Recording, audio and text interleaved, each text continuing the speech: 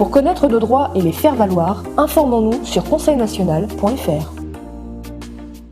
Michel Barnier, l'homme qui a bafoué le nom de 2005. La démocratie, il faut savoir, est un système politique dans lequel le pouvoir est exercé par le peuple. Elle repose sur des principes tels que la liberté d'expression et le respect des droits humains. La démocratie se doit d'appliquer la séparation des pouvoirs et une presse libre. Le constat par rapport à la démocratie, la vraie, est que nous sommes en oligarchie, la gouvernance par le petit nombre. Bonsoir à vous et bienvenue juste avant le week-end avec La France Libre, une émission du Conseil national de transition français, canal historique, et ses habitués, Philippe, Iota, Jean-Pierre et vous-même, messieurs, dames, merci de nous suivre. Bonsoir, bienvenue. Bonsoir. Bienvenue à tous. Alors aujourd'hui, on a une session particulière, mais qui sera conduite par Iota. On va essayer d'aller un petit peu vite parce que le temps nous est compté, et donc je vais tout de suite repasser la parole à Sylvain pour qu'il nous présente un petit peu les images.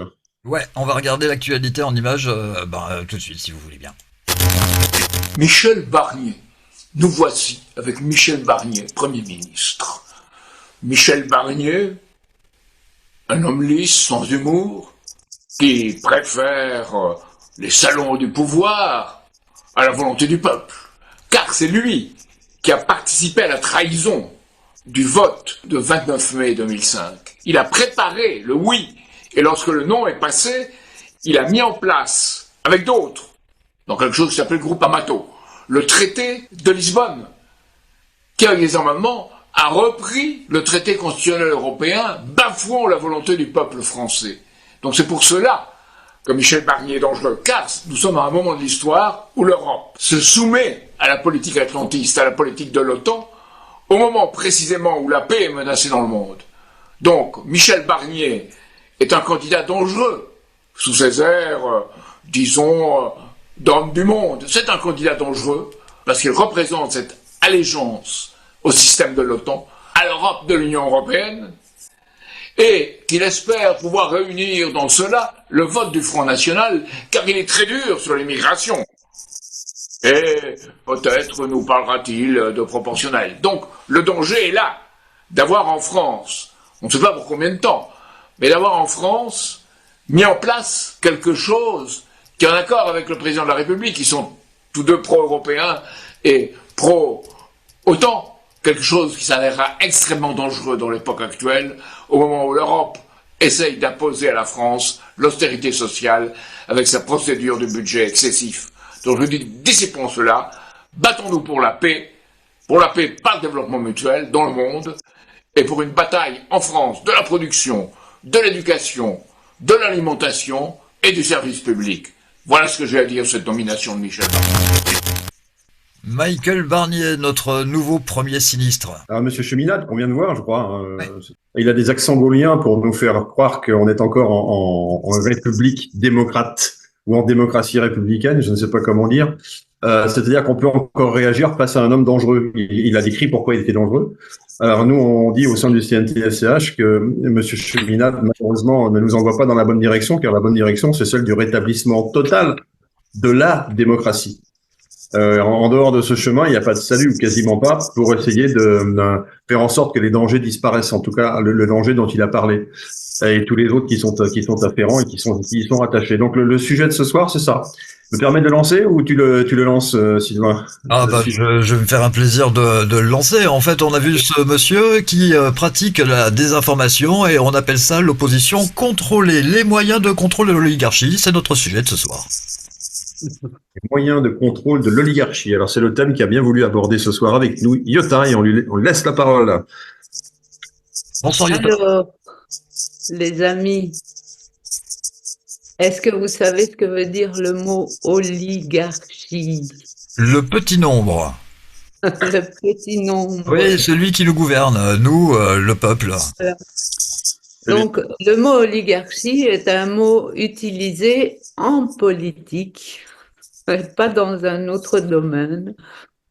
Donc, il est utilisé en politique et on ne le connaît pas très bien, en fait. Il y en a même qui ne le connaissent quasi pas du tout. On va prendre l'histoire depuis le début et qui est un petit peu le sujet de mon livre, c'est de démontrer que sur cette planète, et peut-être même dans les autres, À la base, il n'y a que deux systèmes d'organisation sociale pour les humains. Ça vous paraît un peu simpliste? Eh bien non, ça ne l'est pas. Je vais tenter de vous expliquer pourquoi c'est uniquement ces deux systèmes. Et pourquoi, en définitive, quand on fait une petite analyse de l'histoire, eh bien, il en découle que ces deux systèmes apparemment sont les deux seuls utilisés sur la planète depuis l'existence de la démocratie, évidemment, et de l'oligarchie aussi, donc après le système matriarcal.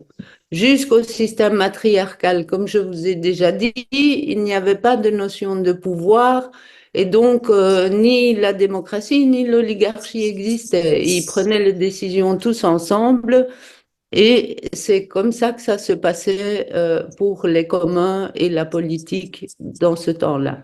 Aujourd'hui, en tout cas, et depuis le début du système patriarcal, nous avons obtenu la démocratie et l'oligarchie.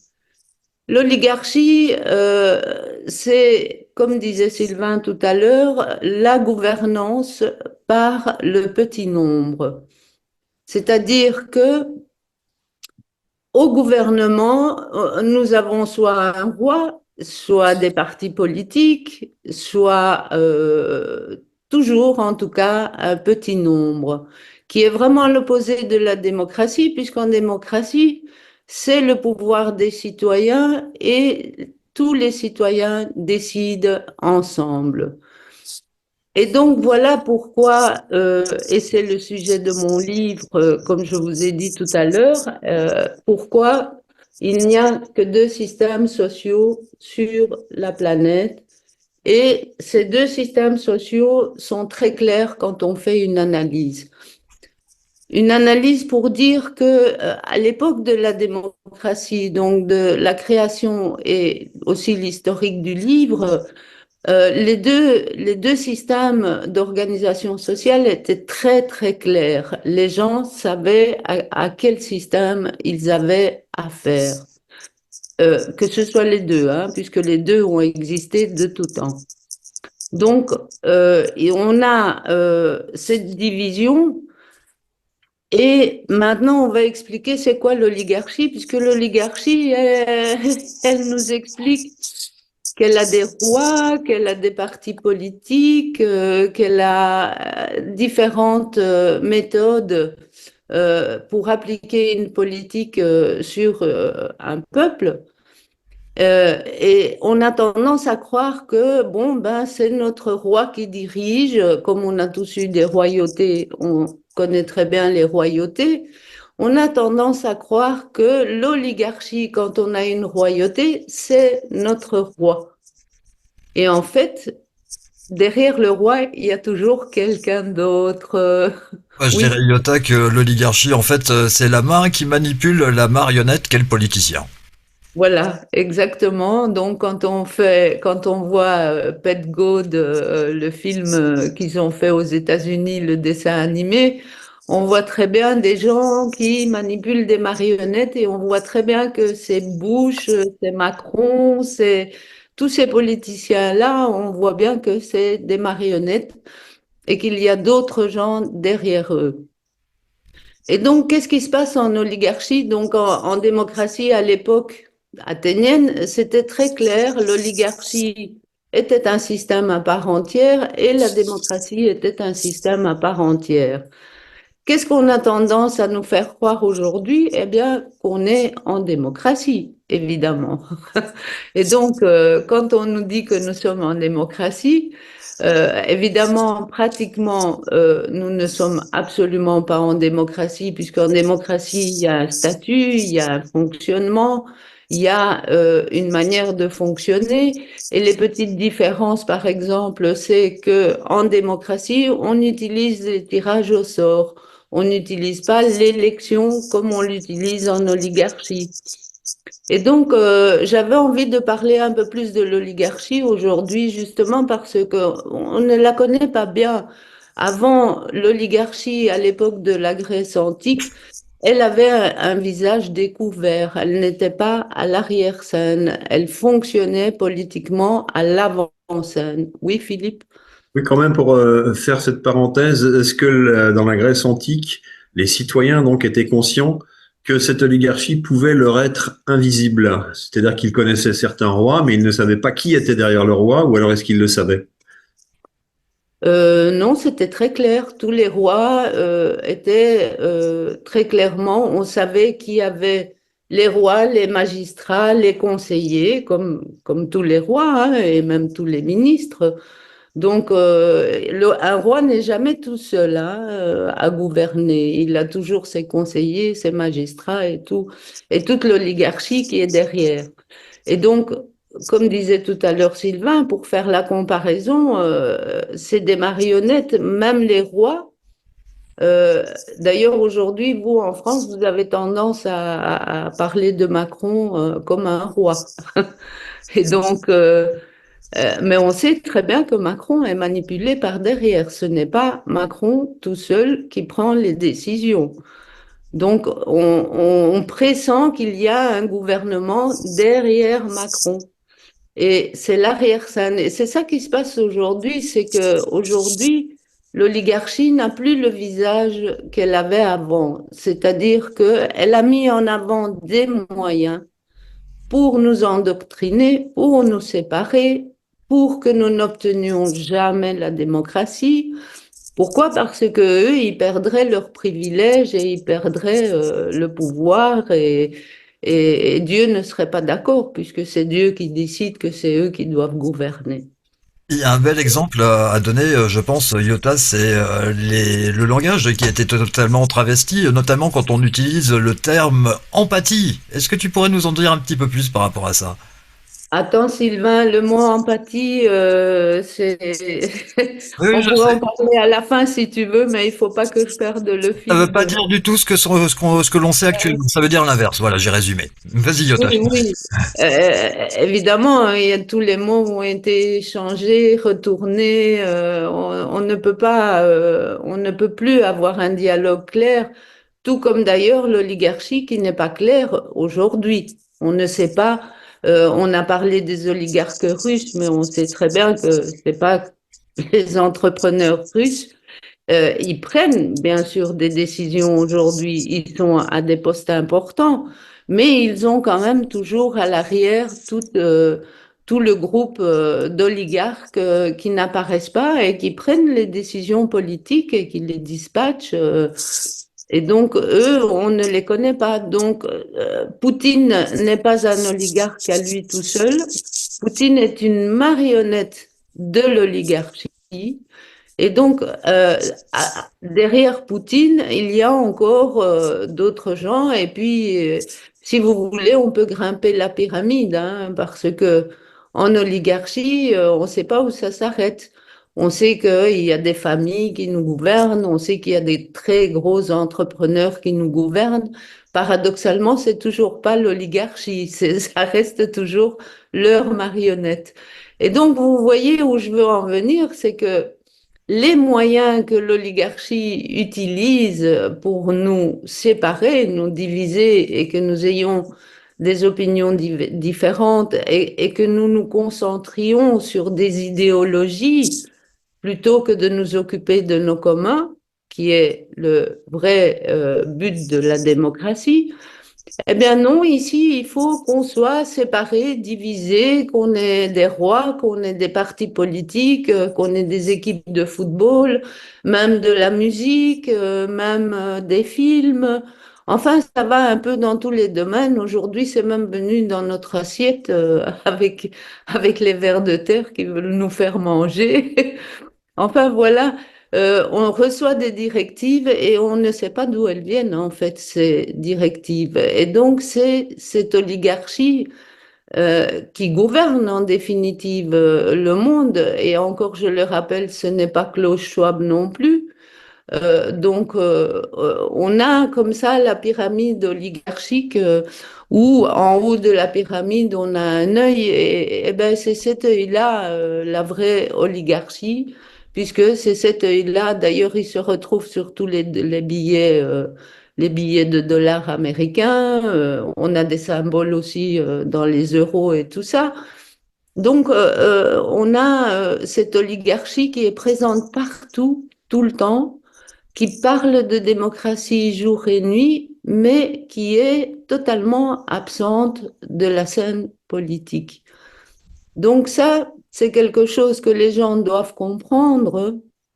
Évidemment, chaque pays possède sa propre oligarchie qui, elle, est reliée à l'oligarchie mondiale, évidemment, et on est de nouveau dans un schéma de pyramide.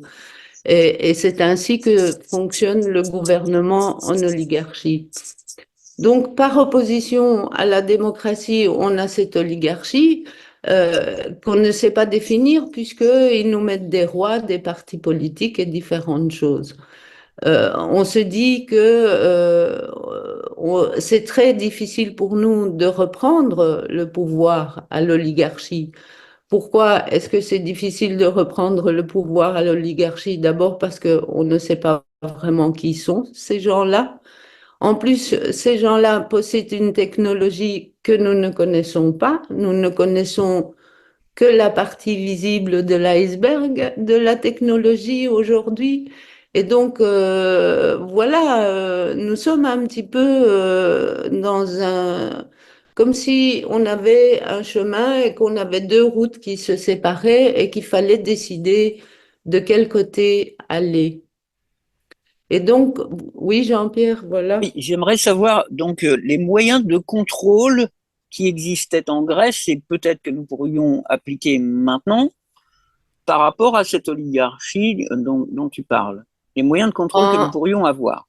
En Grèce, justement, Jean-Pierre, si tu as bien écouté ce que j'ai dit tout à l'heure, l'oligarchie manipulait beaucoup moins le public, puisqu'elle était beaucoup plus sur le devant de la scène. Et les gens savaient très bien qu'il n'y avait que ces deux systèmes d'organisation et les oligarques se présentaient.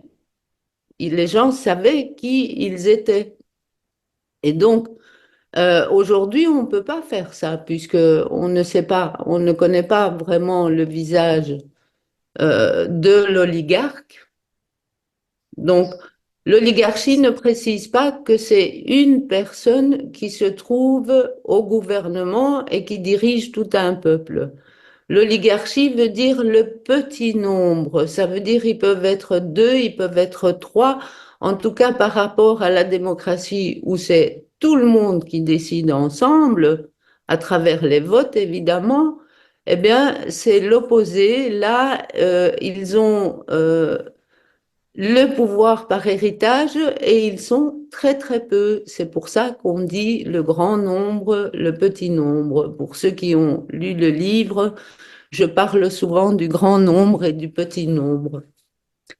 Et donc voilà, je ne sais pas, Philippe, tu peux peut-être me dire si j'ai été compréhensive ou s'il y a quelque chose. Ah non, ça me paraît clair. Sur la partie effectivement de l'oligarchie actuelle et passée, c'est intéressant de faire ce parallèle, voir que dans le cas de la Grèce antique, eh bien les gens savaient à qui ils avaient affaire, alors qu'aujourd'hui on ne sait plus. Mais je pense que c'est à cause du relais des partis politiques. Les partis politiques modernes, ils ont noyé la connaissance du peu de ceux qui sont au-dessus d'eux. Il y a une autre pyramide, effectivement, comme tu le disais tout à l'heure. Il y a une autre pyramide qui s'est reconstruite au-delà des partis politiques et qui nous échappe à nous. Nous, ce qu'on connaît, ce sont justement les représentants politiques qui sont bien payés pour obéir et surtout fléchir quand on tire sur la ficelle. Voilà. Oui, mais de tout temps, les partis politiques n'existent que depuis 300 ans à peu près. Ouais. Avant ces 300 ans, nous avions des rois, des empereurs, des impératrices, des princes, Des tyrans, des dictateurs, des tyrans, des dictateurs, voilà. Donc, il est très clair que derrière même les tyrans, Philippe, il y a une autre oligarchie que nous ne connaissons pas et qu'il serait bien qu'on se mette à chercher afin de pouvoir euh, établir ce fait. Évidemment, l'oligarchie, elle va être totalement contre mon discours. Elle va dire, mais non, les partis politiques ont apporté une participation politique du peuple dans tout ça. Euh, Par l'élection, en élisant quelqu'un, on perd ses droits citoyens. Donc, en oligarchie, encore une fois, nous avons été bernés, puisque la démocratie représentative n'existe pas. En démocratie, il est strictement, radicalement interdit de se faire représenter par quelqu'un d'autre, qui que ce soit. Un mari ne pouvait même pas envoyer sa femme ou une femme son mari pour le représenter. Donc, en oligarchie, nous avons ce système électif qui est béni des dieux, hein, comme toujours. Et donc, on hérite du pouvoir. Donc, quand ils sont en place, ils peuvent y rester 300 ans, Philippe. Et si on regarde un petit peu tous ces ministres et toute leur famille et tous ces députés et tout ça, et que vous faites un petit retour dans l'histoire du début des partis politiques, vous verrez que c'est toujours les mêmes familles qui sont au pouvoir aujourd'hui. Oui, on pourrait même parler, en ce qui concerne la famille Bush, d'une démocratie héréditaire, puisqu'on a eu le père et puis le fils. Voilà, chez les Une Américains. démocratie héréditaire, c'est une oligarchie héréditaire. Alors, bien sûr, avec ironie, démocratie héréditaire avec ironie, puisque justement, il n'y a pas d'hérédité dans une démocratie, on est bien d'accord. Non, on est bien d'accord. Et voilà, donc c'est ça. Justement, on a Clystène, a fait ça, il a justement arrêté. C'est pour ça qu'on dit que Clystène, c'était quand même une étape importante de la démocratie, en créant les mairies et en organisant la cité politique des communs dans les mairies. Eh bien, il a coupé l'héritage que les nobles avaient automatiquement du pouvoir. Donc, jusque-là, les princes, les nobles héritaient du pouvoir et il n'y avait pas d'élection, évidemment, pour décider qui va gouverner. C'était le roi et puis son fils et puis le cousin et puis le frère et voilà. Donc, on a vraiment un système qui a été arrêté par Clystène à cause des mairies et à cause de la participation politique du citoyen. Donc, à partir du moment où un citoyen athénien naissait dans une mairie, il était participant citoyen, donc politis oblitis, de cette mairie. Et il n'avait personne au-dessus de lui, évidemment, puisque la démocratie, c'est quand même le seul système social sur la planète qui a comme objectif la liberté. Donc, oui, Philippe. Alors, comment est-ce que l'oligarchie a pu se protéger contre la montée en puissance de la démocratie qui devait lui faire un tort terrible avec l'affaire des mairies que tu viens de citer? On devient citoyen de cette mairie et on devient politiquement indépendant en quelque sorte, un souverain en tout cas. Et ça, c'est tout ce que la royauté ne permettait pas avant. Donc, il a fallu qu'il se blinde, il a fallu que ces attaques contre l'oligarchie, le pouvoir de l'oligarchie, qui n'était pas encore la démocratie, mais qui était dans une étape intermédiaire, avec Clystène, ce que tu viens de citer, eh bien, comment est-ce que déjà, à ce moment-là, les oligarques ont fait pour réagir contre ce danger pour eux? Ah ben, ils ont fait 27 ans de guerre.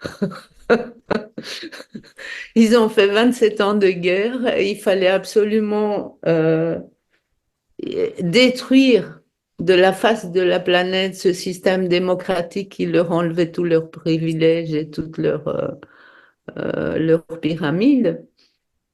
Et donc, je suis un petit peu perdue là, Philippe. Oui, Comment ils ont fait pour réagir contre la montée en charge d'un début de liberté des citoyens? Eh bien, en faisant 27 ans de guerre contre ces mêmes citoyens, donc.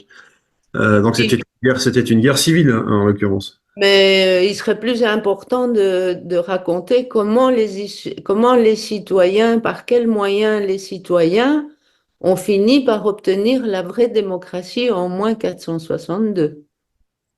Parce que l'oligarchie, depuis toujours, hein, il y a quand même une chose importante que je dois vous dire, c'est que le système démocratique est beaucoup, en durée de temps, a beaucoup plus été appliqué sur la planète que le système oligarchique. Donc le système oligarchique, ça fait 12 ans, 12 000 ans qu'il existe. Et depuis 12 000 ans, il a toujours les mêmes techniques, c'est garder le pouvoir. Il ne faut pas qu'un peuple un jour puisse prendre le pouvoir. Est-ce que c'est vrai sur toute la planète ou il y a des zones d'exception ou Non, comment ça? non, c'est tout à fait vrai sur toute la planète. C'est le même schéma qui se reproduit dans tous les pays. Évidemment, depuis l'avènement de la République, hein, qu'on appelle démocratie représentative, je ne sais pas pourquoi d'ailleurs, puisque le système que nous vivons aujourd'hui s'appelle bien République, mais on se tue à l'appeler démocratie. Je ne sais pas pourquoi. Mhm. Peut-être un désir caché en chacun de nous qui voudrait bien éclore un jour. Bon, Mais bah, bon, on peut l'expliquer peut-être plus simplement, peut-être parce que justement l'oligarchie a été si fine qu'elle nous a fait croire qu'on vivait au paradis alors qu'on est en enfer. Qu'elle a appelé paradis, ce qui était l'enfer, et du coup on est tous très heureux en enfer, quoi. Voilà. voilà, exactement ça. Donc, ah ben voilà, Philippe, tu viens d'annoncer encore un des moyens que l'oligarchie utilise pour nous endoctriner, surtout pour nous garder dans la caverne de Socrate, évidemment, qu'on n'y sorte jamais, qu'on soit bien des petits-enfants obéissants et qu'on paye bien toutes nos taxes. Et donc, autrement, sans taxes, ils ne pourraient pas profiter du caviar et de tous les privilèges qu'ils ont. Donc, voilà. Quant à l'oligarchie d'aujourd'hui, évidemment, c'est beaucoup plus complexe. On ne sait pas. On ne sait pas, puisque nous avons des nouvelles oligarchies qui ont commencé à naître sur la planète. L'oligarchie des hommes d'entreprise, par exemple. Il y a quand même eu, vous avez quand même une oligarchie avec euh, Bernard Arnault qui a toute la mode en France et qui est l'homme le plus riche sur la planète. Ils Monsieur disent Bolloré aussi? et tous ces gens-là. Donc ça, c'est vrai que c'est une nouvelle forme d'oligarchie, c'est-à-dire que les peuples manquant d'informations, ils pourraient croire à un moment donné, comme ils l'ont cru avec les Russes d'ailleurs, que ces hommes-là auraient un pouvoir décisif sur notre vie sur cette planète. Effectivement, ils en ont un, aujourd'hui, ils en ont obtenu un puisqu'ils ont la technologie et la technologie leur permet de surpasser un petit peu leur pouvoir basique. Et donc, voilà, aujourd'hui, on a une démographie beaucoup plus grande qu'à l'époque. Et donc, on a de nouveaux visages d'oligarchie mais ce qu'il faut savoir, c'est que cette oligarchie ne sortira jamais, on connaîtra exactement jamais ces personnages, alors que ce sont des personnages comme vous et moi. Et donc, il n'y a pas lieu de se cacher en principe, mais leur système ne fonctionnerait pas. Comment pourrions-nous être esclaves de quelque chose qui se montre sous son vrai jour, qui fait vraiment son travail politique avec amour? Évidemment, s'il faisait ça, il serait sur le devant de la scène tout le temps. J'ai Aujourd'hui, on deux ne les mauvaises, voit pas. j'ai deux mauvaises nouvelles à vous annoncer. C'est que l'émission est pratiquement terminée et que, eh bien, il va falloir quand même trouver un petit peu de place pour laisser la parole à Jean-Pierre. Alors ça, c'est pas une mauvaise chose, hein, c'est plutôt une bonne chose.